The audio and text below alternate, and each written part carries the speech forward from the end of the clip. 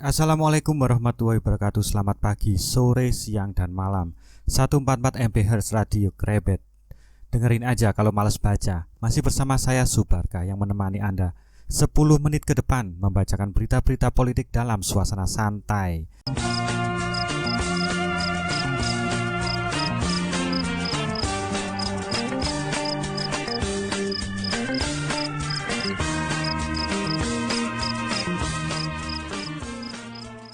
Baiklah, kita masuki berita pertama sesi 28 Maret 2021 dari jawapos.com.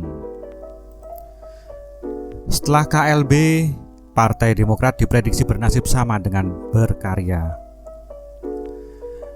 Direktur Indonesian Political Review Ujang Komarudin memprediksi nasib Partai Demokrat akan sama dengan Partai Berkarya, yakni kepengurusan dikudeta. Lalu kepengurusan baru akan disahkan Kemenkumham. Sama halnya dengan berkarya, dualisme kepengurusan Demokrat berpotensi diselesaikan di pengadilan. Permainan panjangnya di PT UN, ujarnya. Apa yang dilakukan Muldoko, kata Ujang, sangat ugal-ugalan. Namun dia yakin itu tidak akan menghambat proses di Kemenkumham. Apalagi secara politik, Demokrat berada di luar haluan pemerintah. Itu pasti sudah diperhitungkan. Muldoko tidak mungkin mau mengambil kalau nggak ada restu atau SK. Nggak mungkin melakukan yang sia-sia, imbuhnya. Dalam kacamata Ujang, Demokrat jauh lebih prospektif jika dipegang AHY. Kebijakan politik yang memilih di luar pemerintahan mendapat ceruk elektoral yang lumayan bagi publik yang tidak mendukung Presiden Jokowi. Selain itu, jajaran pengurus solid hingga di level daerah. Sebaliknya, jika diambil alih Muldoko, Ujang memprediksi akan terjadi penurunan elektoral. Setidaknya ada dua faktor yang mempengaruhi. Pertama, tindakan kudeta sejauh ini mendapatkan sentimen negatif dari publik. Ketidakadilan terjadi di depan mata rakyat, cetus Ujang. Faktor kedua, Muldoko bukan kader partai. Bagi simpatisan fanatik Demokrat itu akan menjadi persoalan, terlebih melihat prosesnya yang ugal-ugalan. Kemungkinan pemilih akan pindah ke partai lain, ulasnya. Persoalan konflik di Demokrat juga kian memperberat pertentangan di pemilu 2024. Apalagi perolehan suara partai berlambang bintang Mercy itu mengalami penurunan selama 2 pemilu terakhir. Setelah menjadi pemenang pemilu 2009, suara Demokrat melorot ke posisi keempat pada 2014. Pada pemilu 2019, Demokrat terlempar dari 5 besar dengan perolehan 10.876.057 suara dan atau 7,70% dan menempati posisi ke-6. Sementara itu, pengamat komunikasi politik M. Jamiluddin Ritonga mengatakan KLB Partai Demokrat di Deli Serdang menjadi catatan bagi perkembangan partai politik di Indonesia. Siapa saja yang akan melaksanakan KLB untuk menggusur ketua umum yang tidak mereka sukai, ucapnya. Jamiluddin menjelaskan KLB itu menjadi ancaman demokrasi. Para petualang politik yang bersembunyi di balik kekuasaan harus dilawan agar KLB semacam itu tidak terulang lagi, tegasnya. Menurut dia, Presiden Jokowi juga perlu mencopot Muldoko dari KSP untuk menunjukkan bahwa istana memang benar-benar tidak terlibat. Tanpa tindakan nyata dari Presiden, masyarakat akan memiliki persepsi keterlibatan istana dalam mengantarkan Muldoko menjadi ketua umum Demokrat hasil KLB. Menurut Hukum dan HAM, Menteri Hukum dan HAM juga harus taat aturan dengan melihat keabsahan KLB Sumut berdasarkan Undang-Undang Partai Politik dan ADART Partai Demokrat.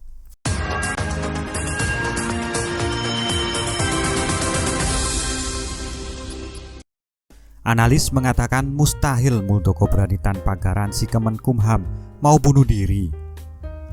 Analis politik sekaligus Direktur Eksekutif Foxpol Center Research dan Consulting, Pangi Sarwi Kaniagu, menganggap Muldoko tidak bakal nekat apabila sudah yakin bakal mengantongi surat keputusan atau SK dari Kementerian Hukum dan HAM Kemenkumham soal jabatannya selaku Ketua Umum Partai Demokrat versi Kongres Luar Biasa atau KLB di Sumut. Meskipun KLB Sumut dianggap abal-abal, namun Muldoko sudah memperhitungkan langkahnya merebut kepemimpinan partai berlambang Mercy itu. Pangi menilai Muldoko tidak bakal gentar mendengar pernyataan dari sejumlah pihak kalau KRB sebagai agenda partai yang bodong. Menurutnya, Kepala Staf Kepresiden KSP itu sudah menghitung langkah hingga menjadi orang nomor 1 di Partai Demokrat yang sah di mata hukum.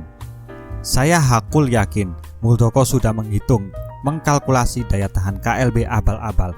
Mau disebut KLB bodong, abal-abal, apalah namanya. Konstitusional dia tak peduli, nekat, tak bermoral, kata Pangi melalui akun Twitternya @pangisharwi1 pada Minggu 7 Maret 2021. Bagaimana mungkin seberani itu Muldoko tanpa ada garansi SK Kemenkumham? Muldoko mau bunuh diri, sambungnya. Baik kubu KLB Sumut maupun kubu Ketum Demokrat Agus Harimurti Yudhoyono sama-sama bakal menyambangi kantor Kemenkumham untuk mempertahankan klaim masing-masing. Apabila Kemenkumham mengesahkan kepengurusan hasil KLB Sumut, maka menurut Pangi hal tersebut bisa menjadi bencana besar bagi partai politik. Budaya berebut kekuasaan partai politik dengan cara ugal-ugalan itu dinilai Pangi harus dihentikan. Itu disampaikannya agar tidak menular kepada partai politik lainnya. Candu berkuasa, take over partai via KLB, bersekongkol dengan garansi SK Kemenkumham, bodong penguasa. Candu ini harus dihentikan.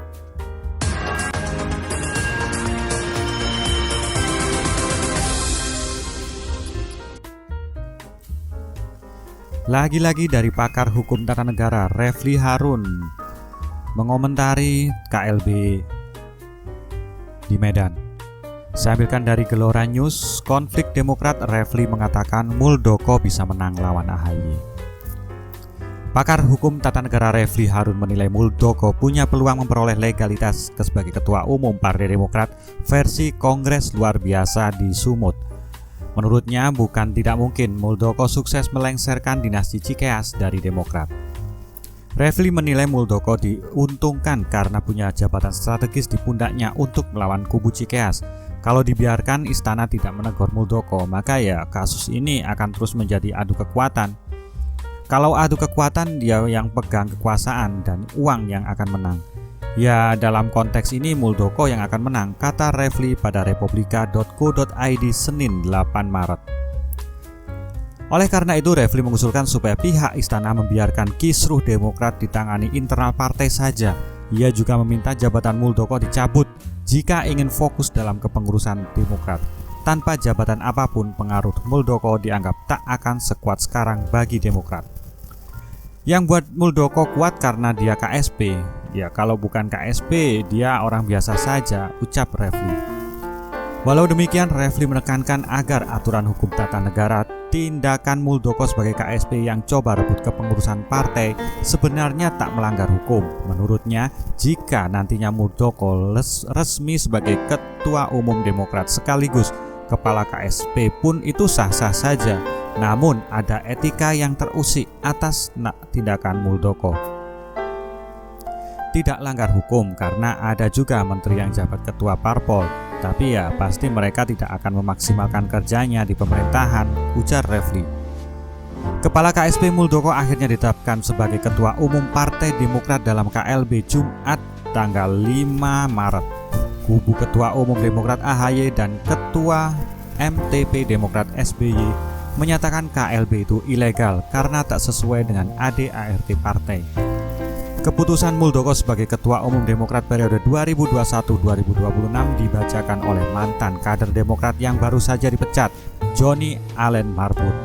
Pengangkatan Muldoko sontak mengundang reaksi keras kubu Cikeas hingga menggelorakan perang mencari keadilan.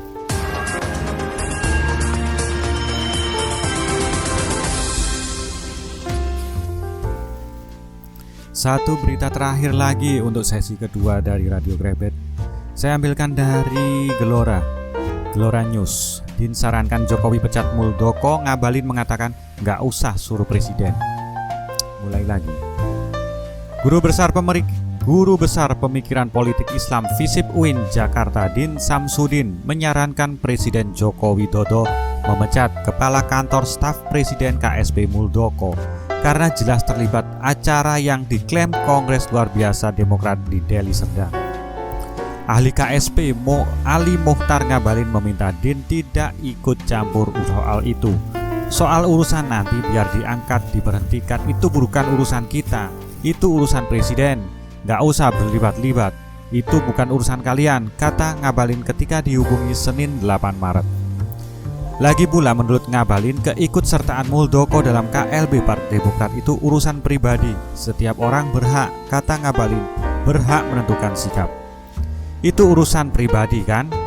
Kan yang diangkat presiden, kan yang diangkat Muldoko, bukan kepala kantor staf presiden. Masa sih dia punya latar belakang militer sama seperti AHY? Kemudian dia bermetamorfosis dengan dunia politik, masuk sana masuk sini. Siapa sih yang urus? Ya dia orang dong. Ngabalin menekankan urusan setiap orang untuk bersikap itu diatur dalam undang-undang. Dia menyarankan agar DIN tidak terlalu mengurusi hal itu. Ada 3 hal, tolong dikabarkan ke Pak DIN. Kita sadar bahwa Undang-Undang Dasar 1945 memberikan jaminan atas setiap individu dalam berpendapat, bersikap, dan menentukan hak politiknya. Kenapa harus dipertanyakan itu muncul? Coba lihat Undang-Undang Turunan Nomor 9 Tahun 98. Tata cara orang dalam bersikap mengemukakan pendapat. Apakah urusan yang terkait dengan orang yang datang menanyakan, meminta Pak Muldoko beraudiens, kemudian berencana KLB, kemudian Pak Muldoko menjadi ketum, apakah itu bukan hak pribadi beliau, ucapnya. Jadi saya kira baca dulu deh UU yang banyak, baca dan pahami, nggak usah gerasa gerusuk komentar-komentar yang bisa menyesatkan orang banyak. Urus saja koalisi aksi menyelamatkan Indonesia itu, atau apa kalau nggak bantu sana Demokrat supaya menyelesaikan urusan internalnya. Suruh presiden pecat-pecat orang, lanjut Ngabalin. Sebelumnya Din Samsudin mempertanyakan apakah ada campur tangan Presiden Joko Widodo dalam KLB yang menetapkan Muldoko sebagai ketua umum tersebut. Muldoko sebelumnya berkali-kali menyatakan jangan menyeret-nyeret Jokowi dalam kasus KLB Partai Demokrat. Jika Jokowi mengizinkan, menurut Din patut ditelisik adanya intervensi pemerintah dalam kasus KLB Partai Demokrat. Namun jika tidak, Din menyarankan Muldoko dipecat. Penting untuk dipertanyakan apakah keterlibatan Jenderal Purnawirawan Muldoko pada KLB tersebut sudah seizin Presiden Joko Widodo sebagai atasannya atau tidak.